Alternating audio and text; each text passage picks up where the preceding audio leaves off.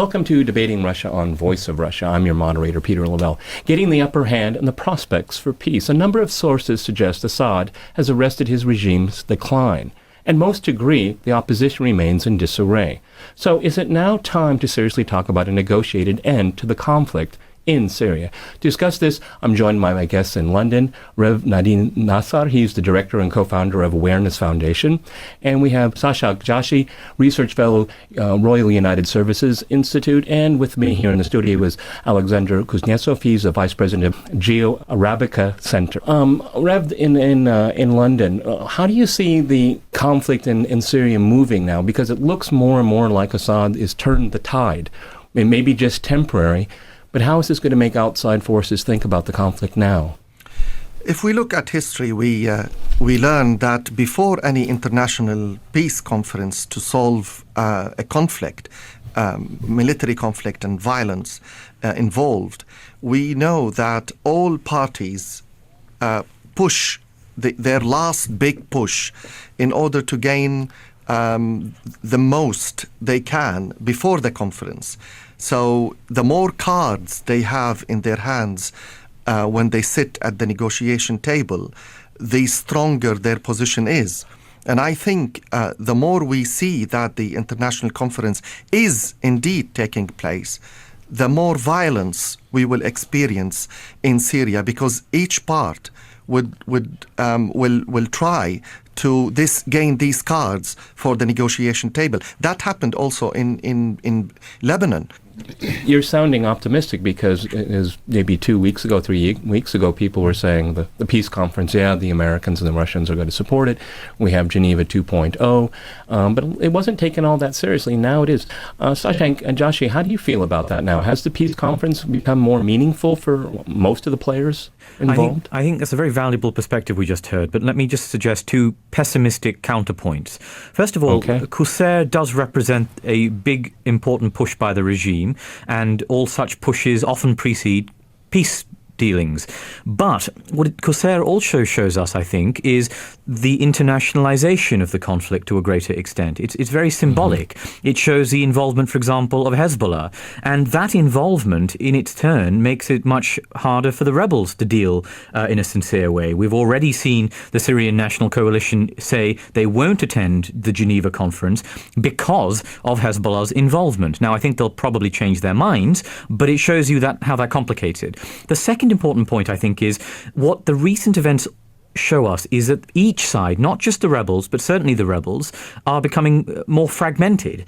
On the rebel side, we know all about the fragmentation, but on the regime side, I think we're also seeing a greater reliance on local sectarian militias, on Hezbollah, and on civilian defense committees, and including Shia volunteers. And that, again, makes it much harder to find a coherent top-down peace agreement. Okay, Alexander, is the clock ticking then? That's a very interesting observation we just heard. Yes, I think that now we see the great changes in the Syrian situation because of two moments. First of all, it was the assault of the Qusair by the Syrian army, and it was a big military victory. So in the south of Syria now, government can control the territory, but the main concern of the Syrian government now is the north, because the events in Aleppo and in Raqqa are unfavorable for the Syrian government. And another important moment is that the rebels now lose the support of the peaceful population in many areas. So because of the atrocities and because they use the violent tactics and the peaceful population, in majority it is the Sunni rural population which on the initial stage of the Syrian war supported them. Now this population is tired of war. And there is some split between the rebels and the rural population of Syria. You know, it's interesting, Rev, if I can go back to you in London. John McCain was there just recently, and there illegally, by the way. And what kind of message is he trying to send? On whose behalf? Is it just personal? Is he representing the United States?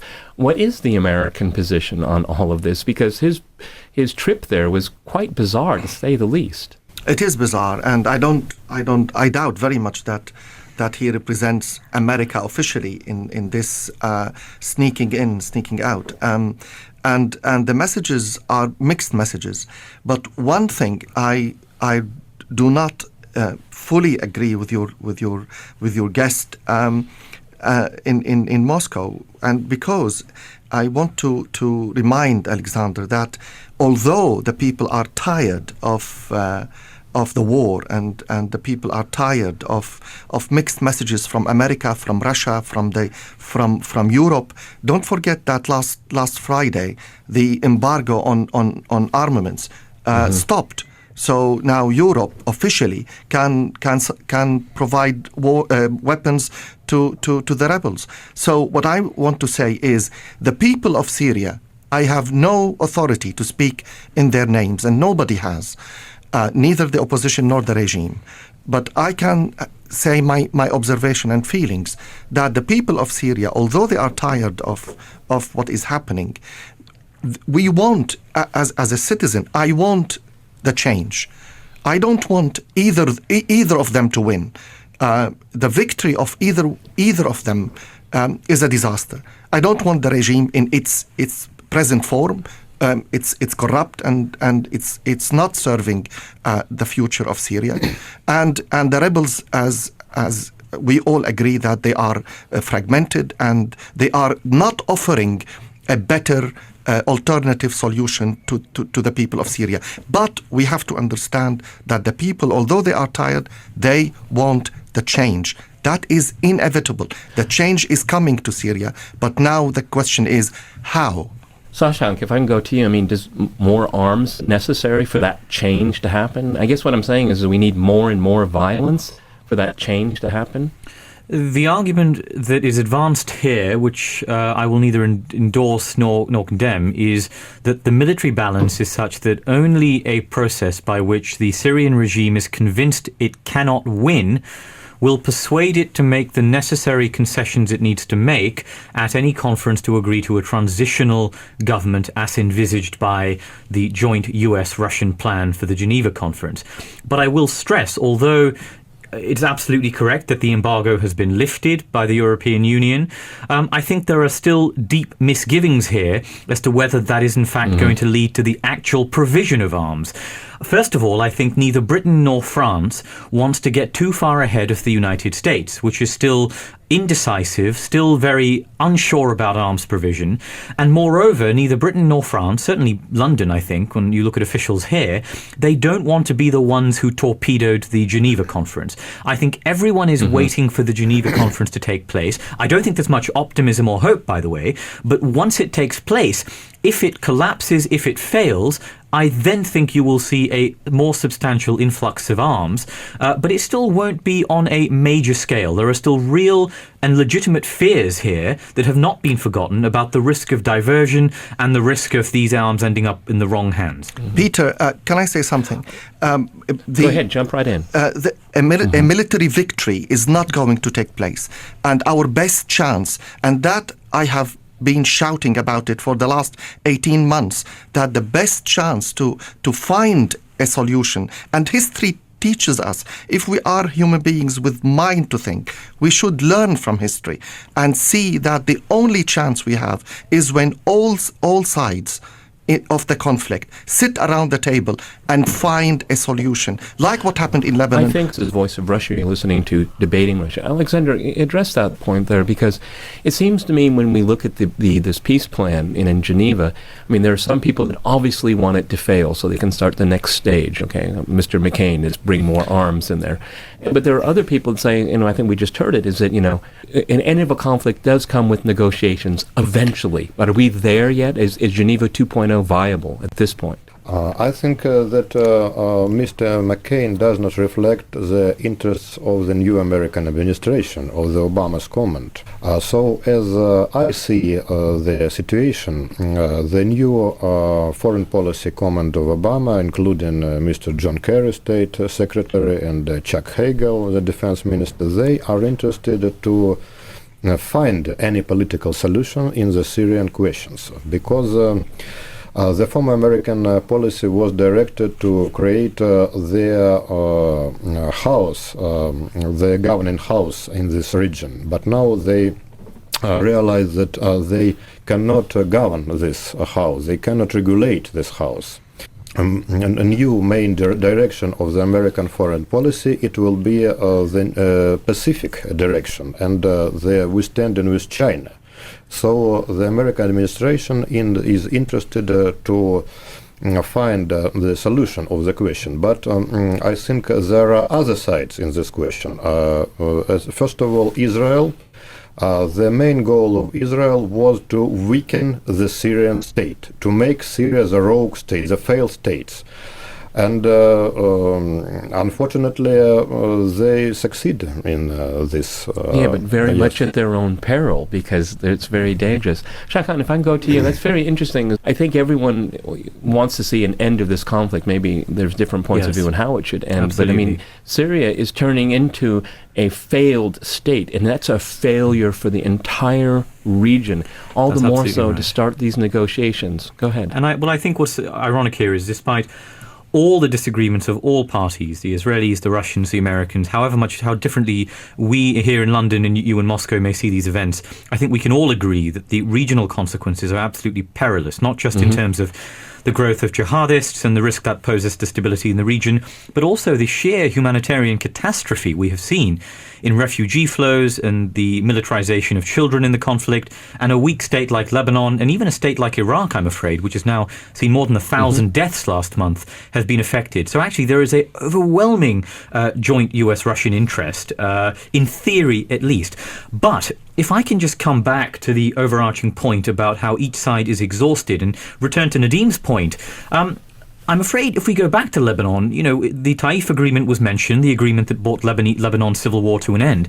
It did take over a decade to achieve.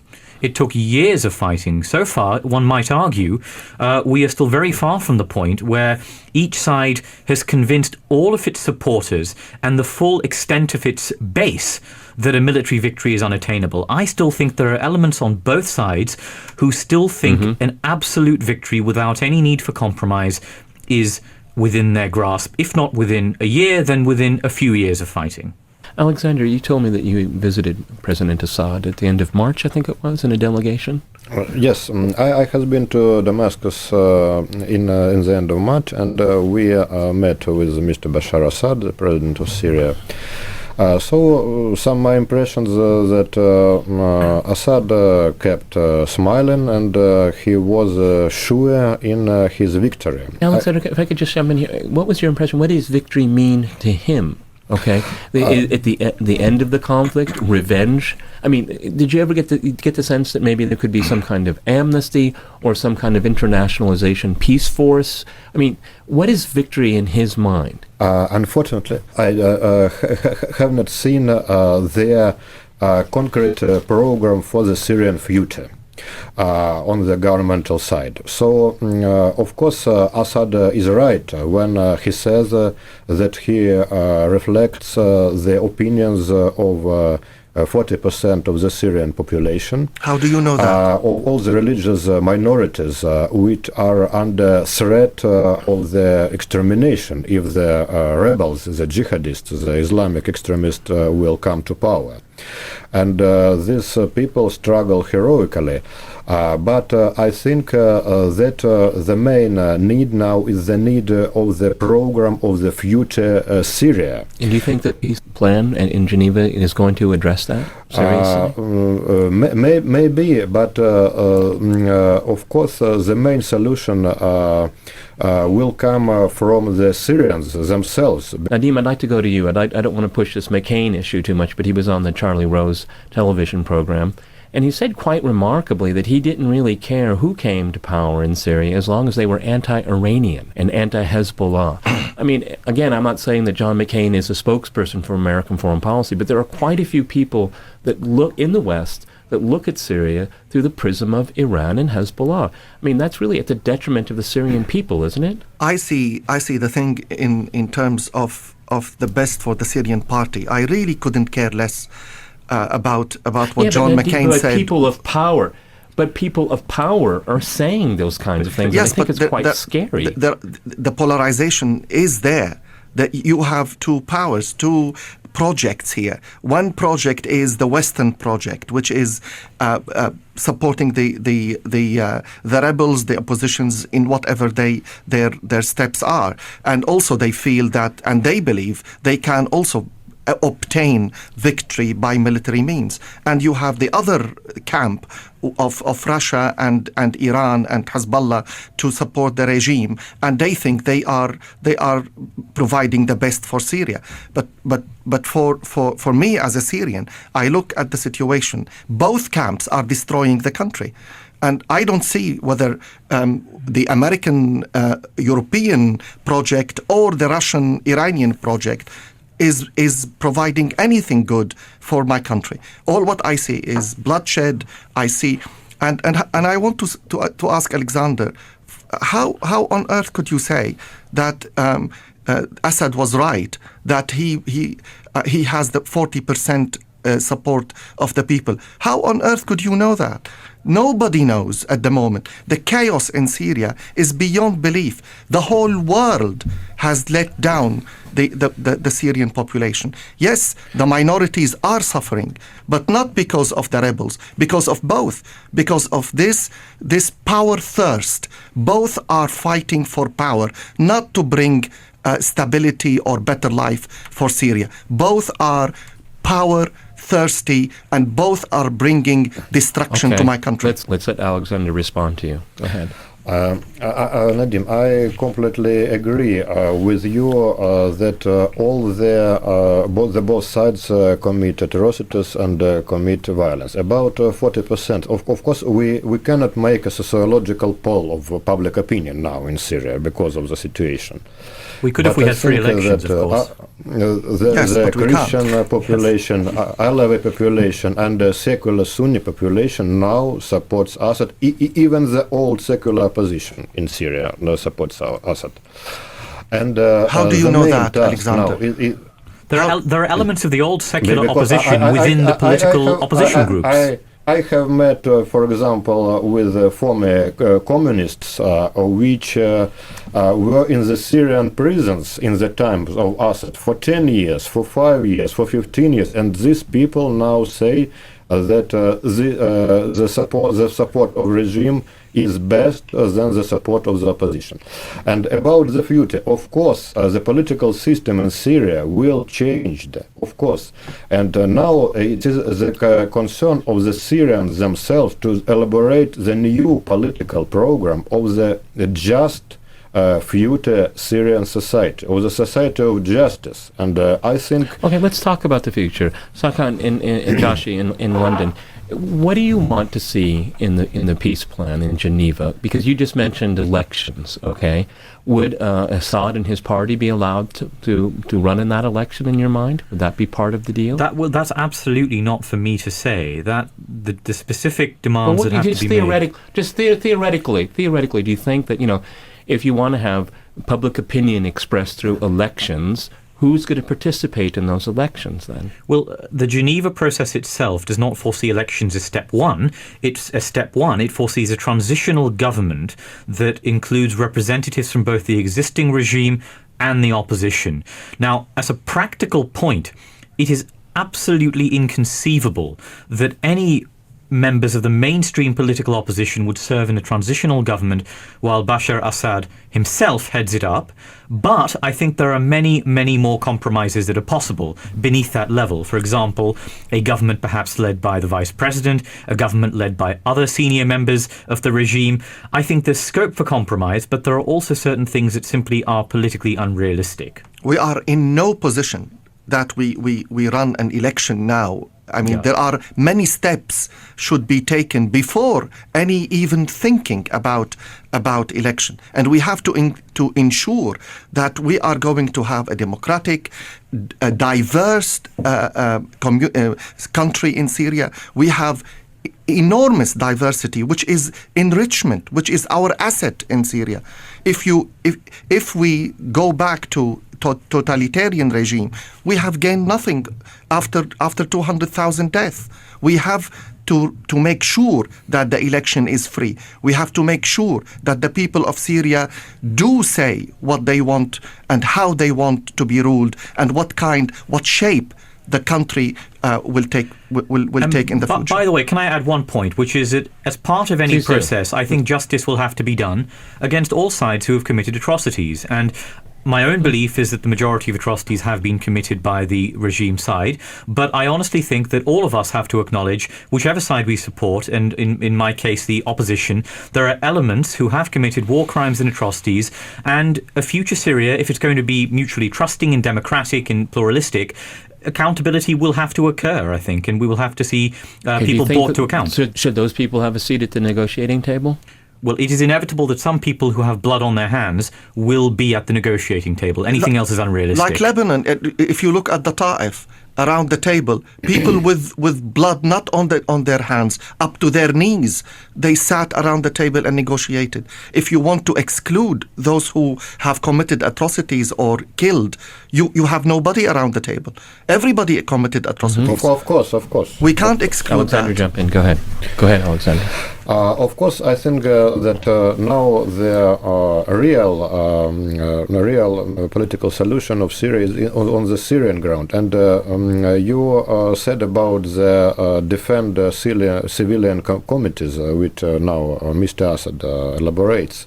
I think that the future of Syria are the new young leaders which appear during this civil war. And because of this, we cannot exclude from the talks, peaceful negotiations, the people who have blood on his hands, of course. And I think that we in the peace talks we have to account not on the some Syrian politicians which are in exile in Qatar, for example, because they have no real force now. But it's interesting you bring that, Nadim. One of the things that I don't have any inside knowledge. Okay, don't have any privy information here. But the fact that the Assad regime said it's going to go to Geneva in one form or another, it means that their allies, their friends, have said you've got to go and sit down and talk. I mean, what about who's going to sit on the other side of the table? Are they organized enough? There's so many different groups, and there's the fear. And, I don't know how much it's exaggerated, but a lot of these people are very Islamic fundamentalists, jihadists. I mean, the mainstream media in the United States, national public radio, can't get any more mainstream than that. And they have reports on how the Saudis are sending jihadists, all paid. All inclusive. I mean, are these people going to sit at the table too? Peter, you said a very important point in the beginning of the question when you said the allies of the regime said to Assad, "You go and sit," and we have to push the international allies of different factions to ask their allies inside Syria or outside Syria to sit around the table. I have no problem to include anybody around the table, whether jihadists or Islamic Brotherhood or the coalition and the National Party, and there are a lot of factions in the opposition, but the opposition will never organize itself in order to sit around the table. And if you look at Lebanon and the Ta'if, they were not organized when they sat. And it's impossible to ask the opposition to organize itself before they go to Geneva. We have to go to Geneva and bring all the parts. Is that realistic? I have to jump in here, gentlemen. You're listening to Voice of Russia. This is Voice of Russia's debating program, Debating Russia. Shashank, if I go back to you, I believe in the goodwill of Nadim when he just said that. But, you have to have, name sets, on the table. This person sits here, this person sits here. Is the opposition remotely organized enough to be able to do that now?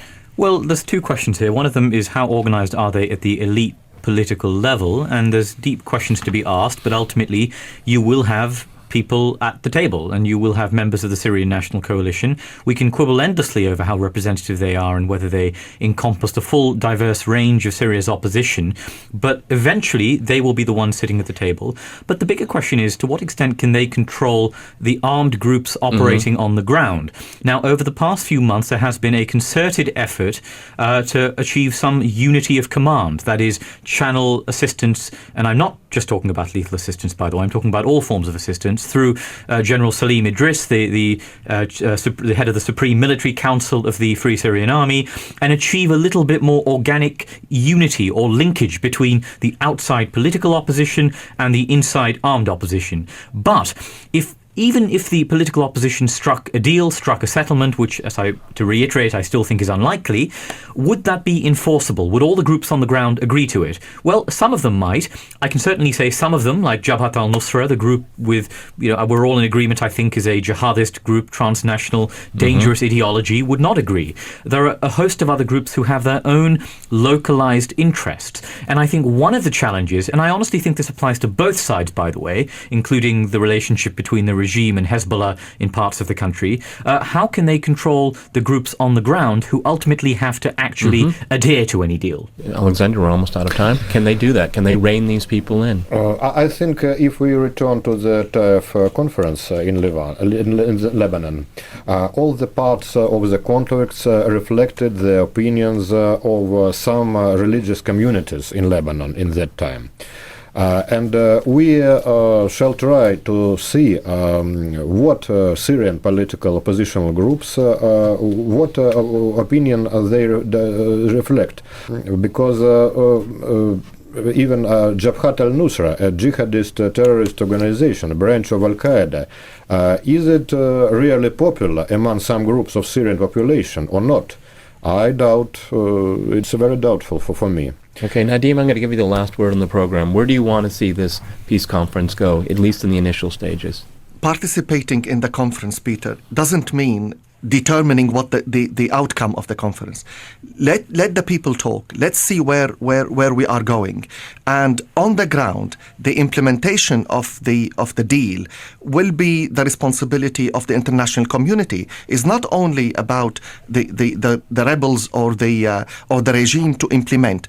It is also the responsibility of all the regional and international sides of the problem or the conflict to help implementing these elements of the deal. And this is where ultimate question lies. All right, gentlemen, thank you very much for a fascinating discussion. Nadim, Shashank, and Alexander here in Moscow. You've been listening to Debating Russia on Voice of Russia. Stay with us.